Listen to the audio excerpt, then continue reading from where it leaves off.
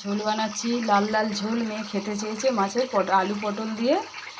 কিচ্ছু মশলা নেই, শুধু আদা বাটা আর এক পিস রসুন, এক কুচো রসুন দিয়ে বেশ করে কষে নিয়ে লঙ্কা হলুদ আর নুন দিয়ে বেশ করে কষে মশলা দিয়ে এই ঝোল করেছি।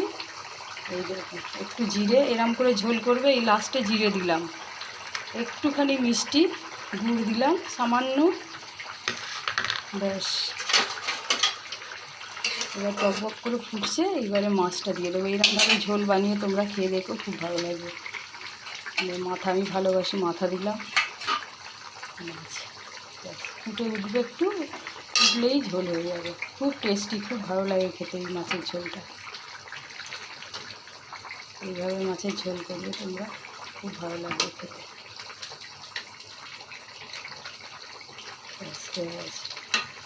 কোনো মশলা লাগে না বেশি। লাস্টে জিরাটা দেবে, দিয়ে মাছগুলো দিয়ে দেবে, আর টকবক করে ফুটবে, একটা খুব সুন্দর গন্ধ বেরোবে জিরের, দেখবে খুব ভালো লাগে এই ঝোলটা। এরকমভাবে তোমরা ঝোল বানাবে। কেমন হয়েছে দেখো, লাইক করবে, শেয়ার করবে।